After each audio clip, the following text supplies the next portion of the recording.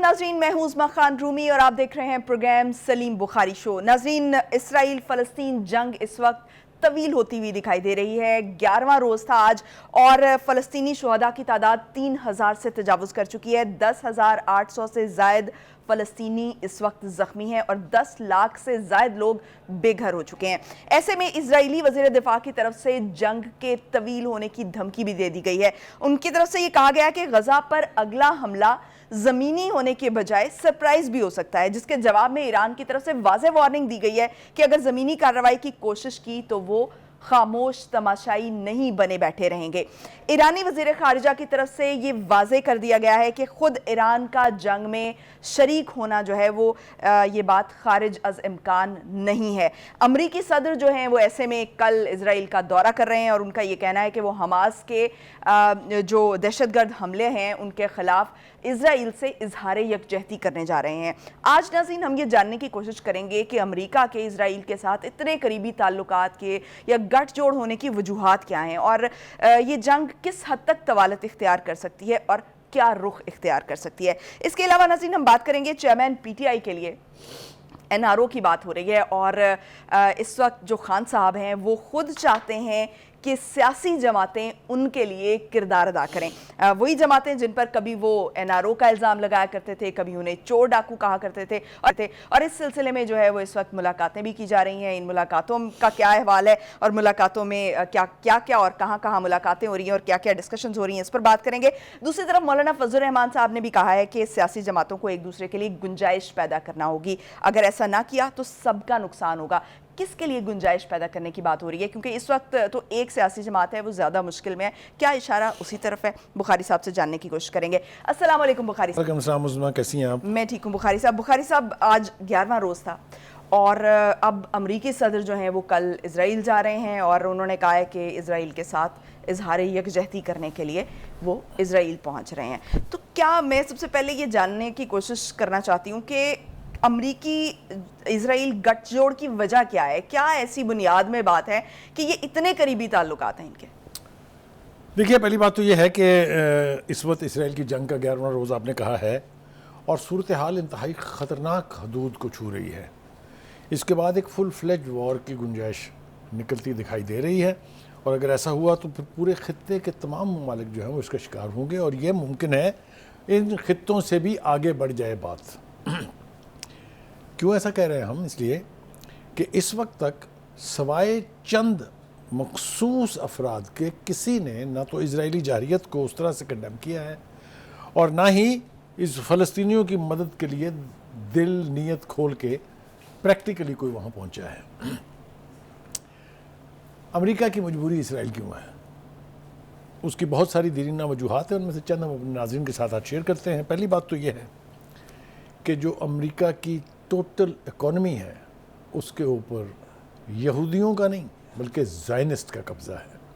ये मैं बड़ी तफसील के साथ बयान कर सकता हूँ, फैक्ट्स के साथ भी, लेकिन उसके लिए बड़ा वक्त चाहिए होगा। लेकिन ये बात ऐसी है जो सभी लोग जानते हैं कि लेकिन बुखारी साहब, इसके बारे में तो ये कहा जाता है कि ये मिसकॉन्सेप्शन है कि अगर आप ये कहें कि उनका जो 80% या चलें 50% भी जो अमेरिका की जो कंपनीज़ हैं उनमें शेयर जो है वो ये इजराइल का है या ज्यूज़ का है। देखिए, मैं अर्ज़ करूँ आपसे, दूर जाने की आपको ज़रूरत नहीं है, गूगल में डालिए आप और आप उनकी जो मेन स्ट्रीम इंडस्ट्रीज़ हैं, जो मेन स्ट्रीम कॉरपोरेशंस हैं उनके आप जो हेड्स हैं, सीईओ हैं, उनके नाम पता ढूंढ लीजिए या डाल लें ये क्वेश्चन कि are they owned by the Jewish, जो आंसर विल बी येस।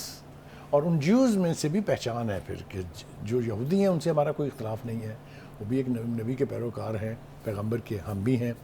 लेकिन जो ज़ायनिस्ट मेंटलिटी है उसको हम बर्दाश्त भी नहीं कर सकते, इसलिए कि वो इस्लाम दुश्मन है, वो मुसलमानों के दुश्मन है अक्रॉस द वर्ल्ड। दूसरी सबसे बड़ी बात यह है कि अमेरिकी ख़ुद इसराइल को मिनी अमेरिका कहते हैं, यानी इस किस्म की रिकग्निशन किसी छोटे मुल्क की, या जिस तरह से इसराइल 1948 में क्रिएट किया गया था, उस मुल्क के लिए इस किस्म की इस्तिलाहात इस्तेमाल करने की कोई गुंजाइश नहीं है। और दूसरी बात यह कि अमेरिका ये जाने क्यों समझता है कि इसराइल जो है इस पूरे मशरिक़ वस्ता में वाहिद जमहूरी मुल्क है। ये तीनों मिसनोमर्स हैं हक़ाइक़ से इनका جتنا تعلق ہے میں نے وہ بیان کر دیا ہے آپ کو. ایک بات تو یہ ہے.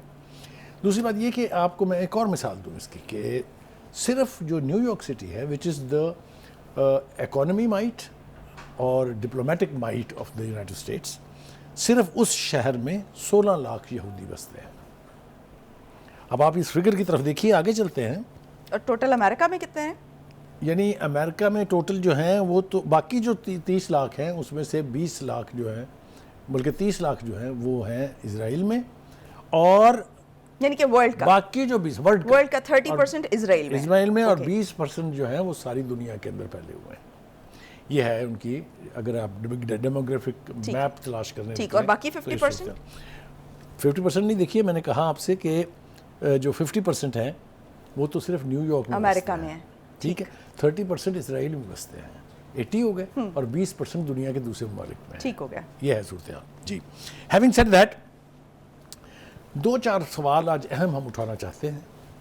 ایک تو یہ ہے کہ جو مشرق وسطیٰ کی عرب ممالک کی تاریخ ہے وہ بڑی عجیب و غریب ہے. اس کے اوپر اگر آپ جائیں گے تو بات پھر آٹومن امپائر تک پہنچے گی کہ اس وقت بھی عرب ممالک نے, جس کو گریٹ عرب ریولٹ کہتے ہیں, سلطنت عثمانیہ کے خلاف کام کیا, انگریزوں اور جو دوسری قوتیں تھیں ان کے ہاتھوں میں کھیلے, اور سلطنت عثمانیہ کا سورج غروب ہو گیا. آپ کو پتہ ہے کتنے ممالک کے اوپر اگر آپ ابھی میپ پہ دیکھیں تو آپ حیران رہ جائیں گے دیکھ کے کہ سلطنت عثمانیہ کہاں کہاں تک پھیلی ہوئی تھی. ایک بات. دوسری بات یہ ہے کہ ایک فورس بنی تھی جس کو اسلامک ملٹری الائنس کہا گیا, جو 39 ممالک پر مشتمل تھی, اور جس کی 39 سربراہی جو ہے افواج پر وہ ممکن شریف ہے, صاحب کر رہے اور تھے. اس کی جو سربراہی ہے بقول ہمارے ایک ساتھی اینکر کے, وہ 16 فٹ کے جو قداور شخص ہیں, وہ اس وقت اس ملٹری الائنس کو, جس کو کہ منی نیٹو بھی کہا جاتا ہے, وہ کیا کر رہے ہیں. وہ کس لیے تشکیل پائی تھی؟ وہ تھی کہ جہاں کہیں مسلمان ٹرمائل میں ہوں گے, جہاں کہیں مسلمانوں کی آزادی کو سلب کرنے کی کوشش ہوگی, وہاں یہ فورس استعمال ہوگی. میرا سوال راحیل شریف سے بھی ہے اور ہمارے بہت ہی پیارے دوست, ہماری ہر وقت ہر مشکل میں مدد کرنے والے ملک سعودی عرب سے بھی ہے کہ جناب یہ فورس اور کس دن کام آئے گی؟ کیا یہ صرف مسلمانوں کے قتل عام کے لیے ہے کہ یمن ہو یا کوئی بھی اور جگہ ہو, اس نے صرف وہاں استعمال ہونا ہے؟ فلسطین جس کے بچے پکار کے فریاد کر رہے ہیں, جس کی عورتیں چیخ کر مدد کے لیے طالب ہیں, جس کے نوجوان درجنوں کی تعداد میں شہید کیے جا رہے ہیں, جس کے بزرگوں کے پاس پینے کے لیے پانی, ہسپتالوں میں جانے کے لیے دوائیاں نہیں ہیں, اس کے بارے میں کسی کے پیٹ میں درد کیوں نہیں ہو تو رہی؟ بخاری صاحب, عرب ممالک اور کیا کریں؟ 3 جنگیں تو وہ لڑ چکے ہیں, لیکن 3 جنگیں لڑنے کے باوجود بھی وہ فلسطینیوں کی مدد نہیں کر پائے. اس کا مطلب آپ یہ کہہ رہی ہیں کہ ہم نے 3 جنگیں لڑی ہیں ہندوستان سے, تو اب ہمیں سرنڈر کر دینا چاہیے. خدا نخواستہ جنگ کے بعد تو آپ اور مضبوط ہوتے ہیں. میں آپشنز کی بات کر رہی ہوں کہ اپنے آپ کو مزید اسٹرینتھن کرنے کی کیوں کوشش نہیں کی؟ دیکھیے, گزارش یہ ہے, مثال لے لیجیے عرب, صرف مصر کی. میں لفظ استعمال کرنا نہیں چاہتا, پتہ نہیں مجھے ڈپلومیٹک تقاضوں کا تو خیر میں نے کبھی خیال کیا بھی نہیں ہے, مجھے صرف یہ اپنے جو تقاضے ہیں اس میڈیا کے اس کا خیال ہے. Rafah corridor is a lifeline for the Palestinians in Gaza. آج 11 دن ہو گئے ہیں وہ کوریڈور نہیں کھل رہا, اور وہ مصر تیار کن کے لیے اور کھولنے کے لیے؟ صرف 600 امریکن فلسطینیوں کے لیے. ڈوب مرنا چاہیے ایسی قیادت کو جو بلکتے ہوئے بچوں, چیختی ہوئی عورتوں, تڑپتے ہوئے نوجوانوں کی مدد کے لیے صرف ایک کوریڈور نہیں کھول سکتی. وہ اپنی فوجیں اور اپنے یعنی بخاری صاحب, یہ نا بہت زیادہ بات ہو رہی ہے کہ اگر وہ کوریڈور کھولتے ہیں تو اس سے وہاں پہ کیا چاہتے ہیں لوگ کہ فلسطینی جو ہے وہ جو وہاں پر بچ گئے ہیں, یا جہاں پر جو غزہ کی پٹی میں جتنے فلسطینی ہیں, کیا وہ وہاں سے یہ جگہ چھوڑ کر نکل جائیں گے؟ امداد کے لیے راستہ کھولا جائے؟ صرف ترسیلات کے لیے. وہ راستہ کھلے گا تو خوراک آئے گی, وہ راستہ کھلے گا تو پانی جس کے لیے وہ بلک رہے ہیں وہ آئے گا, اور اگر ڈھنگ سے تمیز ہو راستہ کھولنے کی تو وہاں سے اسلحہ آئے گا.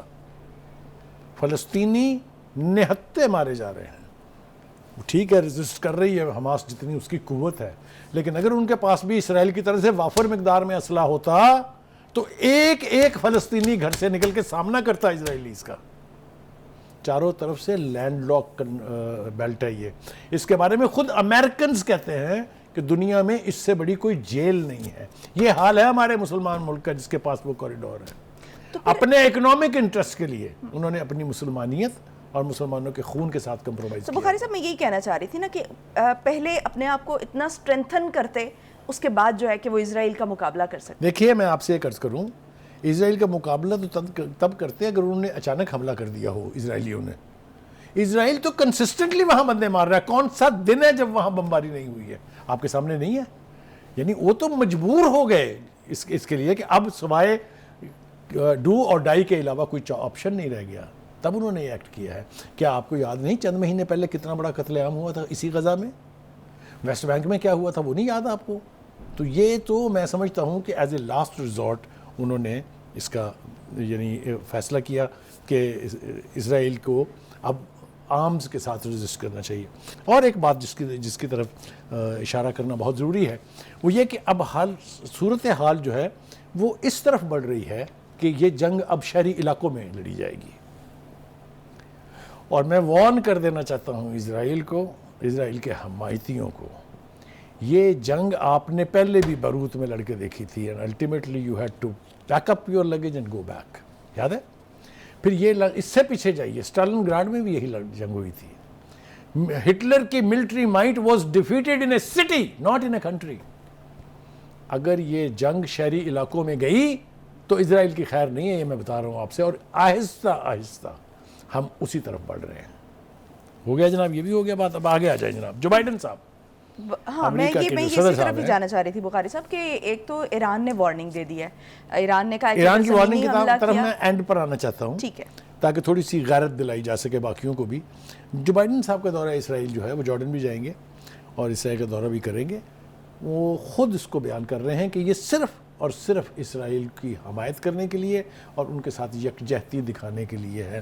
ویسے وہ نہ بھی تشریف لائیں تو اس سے کوئی فرق نہیں پڑتا, لیکن وہ انہوں نے کرنا ہے کیونکہ وہ جو ان کے آقا و مولا ہیں, جن کے ہاتھ میں ان کی اکنامک گردن ہے جو وہ کسی وقت بھی مروڑ سکتے ہیں, اس کے لیے وہ ضرور آئیں گے.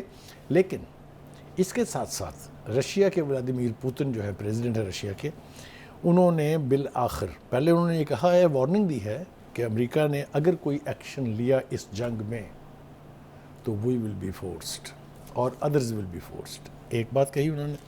دوسری بات انہوں نے یہ کی کہ انہوں نے نیتن یاہو کو فون کیا ہے اور ان سے مطالبہ کیا ہے یا ان کو مشورہ دیا ہے کہ یہ جنگ آپ بند کر دیں, رuthless killing آف ریزیڈنٹس آف جو غزہ ہے اس کو روک دیں آپ.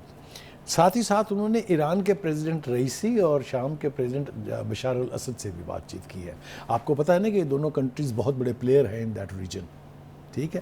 اور اب آ جائیے وہ جس طرف آپ اشارہ کر رہی تھی کہ ایران کے فارن منسٹر نے کیا کہا ہے. تو بخاری صاحب وہ جو قرارداد پیش کی ہے روس نے, اس کے اوپر بھی آتا ہوں. روس کی قرارداد کا حال یہ ہوا کہ رشیا نے وہ انیشیٹ کی تھی اور اس میں بنیادی طور پر جنگ بندی کا مطالبہ تھا. چونکہ میں پہلے بھی کہہ چکا ہوں, آج بھی ذمہ داری سے کہہ رہا ہوں کہ گوترس کے دور کو چھوڑ دیجئے, مگر ادروائز یونائٹڈ نیشن جو ہے یہ ایک گھر کی مرغی رہی ہے فار دا امریکنس. جو اشارہ آتا تھا وہی سیکرٹری جنرل جو ہے وہ بیان اگل دیتے تھے, وومٹ کر دیتے تھے. گوترس ذرا تھوڑے سے مختلف ہیں اس لیے کہ وہ ابتدا سے ہی اس جنگ کی ایک سٹانس لیے ہوئے ہیں اور اس کے اوپر وہ قائم ہیں. وہاں پر جی وہ قرارداد پیش ہوئی, 4 لوگوں نے اس کے حق میں ووٹ دیا, 4 لوگوں نے اس کے خلاف دیا. 5 لوگوں نہیں, 4 ہے. اچھا 4 ہے, 6 نے ابسٹین کیا. ٹھیک. رشیا موور 4 8 اور ایک 9 اور 6 جنہوں نے حصہ نہیں لیا 15 ہو گئے. 15 ہی رکن ہوتے ہیں سیکورٹی کونسل کے. ٹھیک. تو بخاری صاحب یہ جو ایران نے وارننگ دی, پھر لیبنن کی جو حزب اللہ ہے وہ بھی اس میں ایک طرح سے متحرک ہو گئی ہے, تو کیا یہ جس طرح سے ابھی کہا روس نے بھی دھمکی دی کہ اگر امریکہ اس پہ آتا ہے تو پھر ہمیں جو ہے وہ مجبوراً اس میں انٹرفیئر کرنا پڑے گا, دیکھیے جو کیا کسی طویل جنگ کی طرف یا ورلڈ وار کی طرف کوئی اشارہ دے رہا ہے؟ میں عرض کروں, اگر تو یہ چنگاری نے آگ پکڑ لی یا یہ آگ کا باعث بن گئی تو پھر بچت کسی کی نہیں ہے. ہم بھی یہاں بیٹھ کے محفوظ نہیں ہیں, یہ بات میں ذمہ داری کے ساتھ کہہ رہا ہوں. لیکن جنہوں نے مدد کرنی ہوتی ہے ان کے سٹائل وہ ہوتے ہیں جو یہ کولمبیا والے نے کیا ہے. انہوں نے, وہ جو ان کے پریزیڈنٹ ہیں, انہوں نے اسرائیلی سفیر سے کہا ہے کہ معافی مانگ لیں اور پھوٹ جائیں یہاں سے, یعنی نکال دیا ہے اس کو اپنے ملک سے. This is what is called action. حالانکہ کہاں لاٹن امریکہ کون سا ان کا کوئی ڈائریکٹ بارڈر ملا ہوا ہے فلسطین کے ساتھ یا اسرائیل کے ساتھ. یہ ہو گیا. اب آ جائیں جناب ذرا تھوڑا سا ایرانی جو سفیر ہیں, جو ایرانی جو فارن منسٹر ہیں, وہ کیا کہتے ہیں. دیکھیں صاحب, انہوں نے دو باتیں بڑی کھل کے بیان فرما دی ہیں. وہ کہتے ہیں کہ ایران کی اسرائیل کے خلاف چند گھنٹوں میں کارروائی کی وارننگ. میں نے جیسا کہا کہ ایکشن اس کو کہتے ہیں.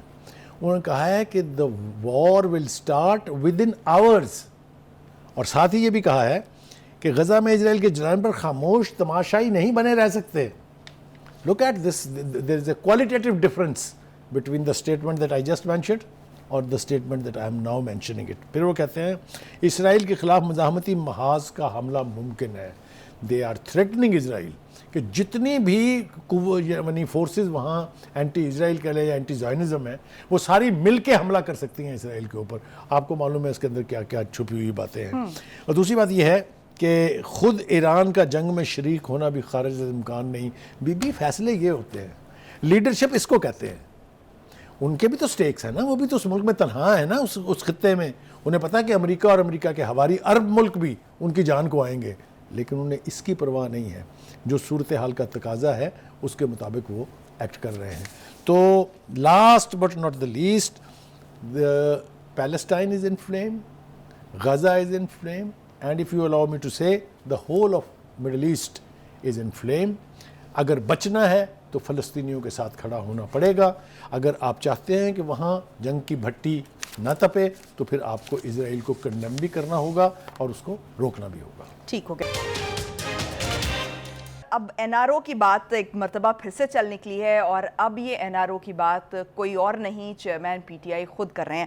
بخاری صاحب, کل ایک پروگرام کے دوران شعیب شاہین صاحب جو چیئرمین پی ٹی آئی کے کافی کلوز ہیں اور مشکل وقت میں ان کے ساتھ رہے ہیں, شعیب شاہین صاحب, انہوں نے تذکرہ کیا. انہوں نے کہا کہ میری خان صاحب سے ملاقات ہوئی ہے اور انہوں نے یہ مجھے پیغام دیا ہے سیاسی جماعتوں کے لیے کہ ان سے کہیں کہ وہ ان کے لیے کردار ادا کریں, بلکہ ملک اور قوم کے لیے اس وقت کردار ادا کریں. اور دوسری طرف جو صدر کے ساتھ ایک وفد نے ملاقات کی ہے اور یہی پیغام جو ہے وہ دیا گیا ہے کہ سیاسی جماعتوں اور اسٹیبلشمنٹ میں ڈائلاگ کرائیں. تو کیا آپ سمجھتے ہیں کہ اس وقت جو چیئرمین پی ٹی آئی ہیں وہ سمجھ چکے ہیں اور وہ کیا مساق جمہوریت کرنے کے لیے تیار ہیں؟ یہ شعیب شاہین صاحب وہی ہے نا جسے وہ ایک دوسرے وکیل نے پی ٹی آئی کے نے کہا کہ یہ غدار ہیں پارٹی کی, وہ اسی کی بات کر رہی ہیں. اچھا جی دیکھیں, گزارش یہ ہے کہ جب خان صاحب چلا کے at the full throttle of his voice کہا کرتے تھے این آر او نہیں دوں گا اور این آر او نہیں لوں گا, یاد ہے نا, یہ ان کا بہت فیوریٹ جملہ تھا. وہ ہر تقریر میں کہتے تھے یہ این آر او مانگ رہے ہیں, نہیں لوں گا, نہ کبھی لوں گا. وہ اب کچھ بھی کرنے کے لیے تیار ہیں اگر ان کی جان آپ جیل سے چھوڑ دیں. یہ آپ دیکھ لیں کہ ان سیاستدانوں کو جنہیں وہ کہتے تھے یہ چور ہیں, یہ غدار ہیں, ان کو تو جیلوں میں ہونا چاہیے, آج ان کے ساتھ ملاقات کی خواہش, ملاقات کے طریقے ڈھونڈ رہے ہیں کہ کسی طرح سے یہ بیٹھ کے مجھے جیل سے باہر نکال دیں. یہ وہی خان صاحب ہیں جن کو ان کے وکلاء جب مل کے آتے ہیں تو نیلسن منڈیلا بناتے ہیں, اور جب ان کے گھر والے مل کے آتے ہیں تو کہتے ہیں کہ خان صاحب کے ساتھ تو ظلم ہو رہا ہے, ان کی تو زندگی جو ہے وہ عذاب بنائی ہوئی ہے.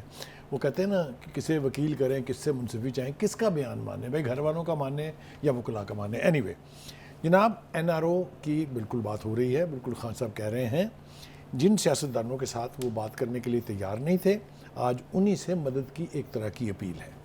دیکھیے یہ جو ڈیلیگیشن ملا ہے صدر مملکت سے اور جو وہ میسج لے کے گئے ہیں وہ یہی ہے کہ سیاسی جماعتوں کو قائل کریں کہ وہ بیٹھ کے مساق جمہوریت کر لیں ہمارے ساتھ, جس کے نتیجے میں میری جان جیل سے چھٹ جائے. اور یہ ایک ڈیلیگیشن جو ملا ہے صدر صاحب سے, جس کی طرف آپ نے اشارہ کیا ہے, اس کی بھی حالت جو ہے وہ بڑی عجیب و غریب ہے. دیکھیے جب جو صدر صاحب ہیں ان کو غالباً پچھلے 2-3 جھٹکوں سے اپنی حیثیت کا تو اندازہ ہو گیا. انہوں نے الیکشن کی تاریخ دی, اس پہ الیکشن نہیں ہوئے. انہوں نے ایک بل پہ دستخط نہیں کیے, وہ قانون بن گیا. یہ یاد ہے نا آپ کو سارا کچھ؟ جی, یہ پریکٹس اینڈ پروسیجر ایکٹ. اچھا, یہ پریکٹس اینڈ پروسیجر ایکٹ کے اوپر جو کچھ ہوا یہ آپ کے سامنے ہے. پھر انہوں نے ایک ٹویٹ کی تھی, اگر آپ کو یاد ہو, اس کے اوپر بھی, جس میں معافی مانگی تھی ان لوگوں سے جن کو سزا ہو گئی ہے. تو مجھے لگتا یوں ہے کہ جب یہ ڈیلیگیشن ملا ہوگا تو انہوں نے انتہائی آبدیدہ ہو کے, جو کہ ان کی عادت ہے کہ وہ آبدیدہ بہت جلدی ہو جاتے ہیں, وہ انہوں نے کہا ہوگا ان سے کہ بھائی یہ میرے بس کی بات نہیں ہے. کیونکہ اگر وہ کوئی بھی ایکشن اب لیتے ہیں جو خان صاحب کو پسند نہیں آئے گا تو ان کی فیٹ پھر یہ ہوگی کہ وہ اوبر کرا کے اپنی ڈینٹل کلینک کو واپس بھاگیں گے اور کہیں جگہ ان کے لیے نہیں ہے. تو ہیونگ سیڈ دیٹ, میں اس وقت وہ کہتے ہیں نا کہ جب کوئی شخص مشکل میں ہو، حالات اس کے لیے سازگار نہ ہوں، تو اس وقت اس کے اوپر تیر اندازی نہیں کرنی چاہیے. میں قائل ہوں اس کا. ہم بھی بدلے نہیں لے رہے ہیں. ہمیں پی ٹی آئی کے سوشل ہینڈلرز کے تھرو، یوٹیوبرز کے تھرو کیا کیا کہلوایا گیا ہے، کس کس قسم کی دشنام ترازی ہماری شکلوں سے لے کے اور ہمارے خاندانوں تک کی گئی ہے. وہ کبھی یہ پی ایم ایل این کا پرچی مافیا ہے، کبھی یہ لفافی ہیں، سب کچھ ہم نے سنا. بالکل. اس وقت دل نہیں چاہ رہا کہ بدلے کے طور کے اوپر اسی قسم کی زبان استعمال کی جائے. لیکن ہیونگ سیڈ دیٹ، دیکھیے شفقت محمود صاحب جو ہیں وہ بھی ملے ہیں سولنگی صاحب سے جو اس وقت نگران وزیر اطلاعات ہیں. یہ کہاں سے نکل آئے ہیں اچانک؟ یہ تو 25 مئی کو نہیں نکلے تھے کیونکہ ان کے پیٹ میں درد ہو گیا تھا. تو پیٹ کا درد اچانک ٹھیک کیسے ہو گیا؟ ان کو تو اپنی پارٹی میں اب پذیرائی نہیں ہے، تو ان کی کوئی بات دوسرا کیوں سنے گا؟ ٹھیک ہے جی. تو بخاری صاحب، کیا جو سیاسی جماعتیں ہیں جن سے اپنا کردار ادا کرنے کے لیے اس وقت خان صاحب ڈیمانڈ کر رہے ہیں، کیا سیاسی جماعتیں ان پر اعتبار کر پائیں گی؟ کیا گارنٹی دیں گے یہ کہ اب نکل کر وہ ان کو چور ڈاکو یا اس طرح کی این آر او لینے کا الزام نہیں لگائیں گے، یا کوئی اور اس قسم کا کوئی نیریٹو نہیں بنائیں بھی گے؟ سیاسی جماعت ان کا اعتبار کرنے کے لیے تیار نہیں ہے، اس لیے کہ انہوں نے اپنے دور اقتدار میں انہوں نے 16 مہینے کی اس کے دوران جو لفظ جو بیان جاری کیے ہوئے ہیں، ان کے لیے تو شاید واپسی ممکن ہو، اس لیے کہ وہ اس وقت تکلیف میں ہیں. لیکن سیاسی جماعتیں انہیں معاف کرنے کے لیے تیار نہیں ہیں. اور جو جماعتیں پیپلز پارٹی اس میں سر فہرست ہے، جو اس طرح کی گفتگو کر بھی رہی ہیں، یہ سیاسی چال یا سیاسی آپ اس کو ایک طریقہ کار تو کہہ سکتے ہیں. تو یہ کیسے معافی ہو جائے گی اس طرح سے؟ کیسے یہ ریکنسیلیشن ہوگی؟ یہ میری اپریہنشن سے بیونڈ ہے. تو سیاسی بلوغت کا مظاہرہ نہیں کریں گی دوسری پارٹی؟ اس لیے کہ وہ جو سیاسی نادان ہے اس کا اعتبار کوئی نہیں ہے. ٹھیک ہے بخاری صاحب، لیکن دوسری طرف فضل الرحمان صاحب کی سٹیٹمنٹ میں کوٹ کرنا چاہوں گی. ان کی سٹیٹمنٹ بھی کچھ کم نہیں ہے. وہ کہہ رہے ہیں کہ کوئی سیاست میں گنجائش نکالیں ورنہ آپ کے لیے خطرہ پیدا ہو جائے گا. کرتے بات اس پہ بھی مولانا فضل الرحمان نے کہا ہے کہ سیاسی جماعتوں نے ایک دوسرے کے لیے گنجائش پیدا نہ کی تو سب کا نقصان ہوگا. بخاری صاحب، اس وقت تو ایک ہی پارٹی جو ہے وہ سب سے زیادہ مشکل میں لگ رہی ہے، تو جو مولانا فضل الرحمان ہیں کیا اسی سیاسی پارٹی کی طرف اشارہ کر رہے ہیں؟ دیکھیں، میرا نہیں خیال کہ یہ ایسا ہے. اچھا. میرے خیال سے وہ ایک ایسا کام کر رہے ہیں جو پہلے بھی 2 مرتبہ انہوں نے کیا ہے. اگر آپ کو یاد ہو جو پی ڈی ایم کا بننا تھا، جی، اس میں بھی زرداری صاحب کو قائل کرنے کے لیے مولانا فضل الرحمان صاحب نے پیش رفت کی تھی. انہی کے کہنے پر وہ آئے تھے. پھر اس کے بعد انہوں نے پی ڈی ایم توڑ دیا. آپ کو یاد ہوگا پیپلز پارٹی اس میں سے نکل گئی تھی. پھر آپ کو یاد ہے تیسری مرتبہ عمران خان کے خلاف کمپین کے لیے پھر قائل کیا انہوں نے، اور پھر ایک حکومتی اتحاد بنا چوتھی دفعہ.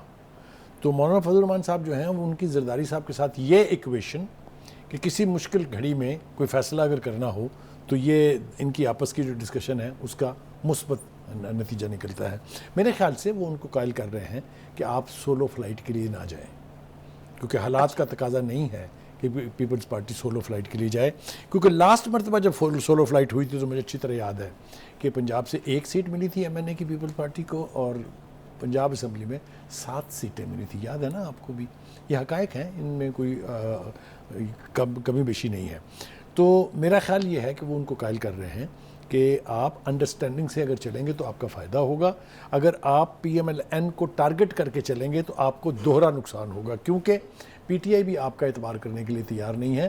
آپ نے پی ٹی آئی کا ووٹ بینک جو ہے اس کو اپنی طرف اٹریکٹ کرنا ہے. لہذا خان صاحب تو آپ سے خوش نہیں ہوں گے نا اس کے لیے.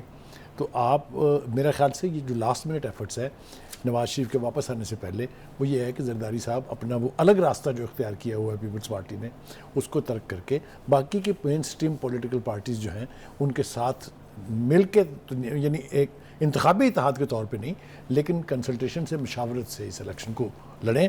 یہی ایک میرے خیال سے راستہ ہے. اس کے بخاری صاحب، جو -1 کی بات پہلے ہمیشہ -1 کی بعض گشت سنائی دیتی تھی، لیکن اب -2 کی بھی بات ہو رہی ہے، تو کیا جو چیئرمین تحریک انصاف ہیں ان کے علاوہ وہ دوسرا کون ہے کہ جس کے بارے میں بات ہو رہی ہے کہ یہ بھی مائنس کیا جائے؟ دیکھیے، اس وقت مائنس کی بات اگر ہو رہی ہے تو وہ سارے لوگ صرف پی ٹی آئی سے ہیں.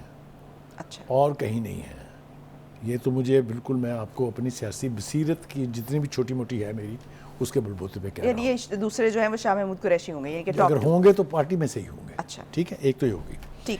دوسری بات یہ ہے کہ ایک خاص بات جو کرنی چاہیے اس وقت وہ ہے نواز شریف کی واپسی کے متعلق. جی عرفان صدیقی صاحب نے صرف یہ کہہ کے بات ختم کر دی نا کہ بھائی منفی جو ہے باتیں ہو رہی ہیں یہ آپ نہ کریں. تو بخاری صاحب لیکن عوام میں جو تاثر موجود ہے جو بڑا ڈیل کی بات ہو رہی ہے اس وقت اور یہ بڑا تاثر پایا جاتا ہے کہ جو کوئی کسی ڈیل کا نتیجہ ہے یہ واپسی اور معاملات جو ہیں وہ سیٹل ہو گئے ہیں. تو اس تاثر کو چلیں ایک تاثر ہے لوگوں میں رہتا بھی ہے لیکن اس تاثر کو زائل کیسے کیا جا سکے گا کیونکہ پی ایم ایل این کی سیاست کے لیے نقصان دہ ہوگا. اس تاثر کی بات سب سے پہلے پی ٹی آئی نے کی تھی, اس کے بعد یہ جو ٹرمپ کارڈ ہے یہ پیپلز پارٹی نے اٹھا لیا ہے اور تاثر نہیں ہے. وہ انہیں یقین ہے کہ اس وقت جو فوجی اسٹیبلشمنٹ ہے یا ملٹری اسٹیبلشمنٹ یا اسٹیبلشمنٹ کہہ لیجیے اس کو, وہ ساتھ دے رہی ہے نون لیگ کا.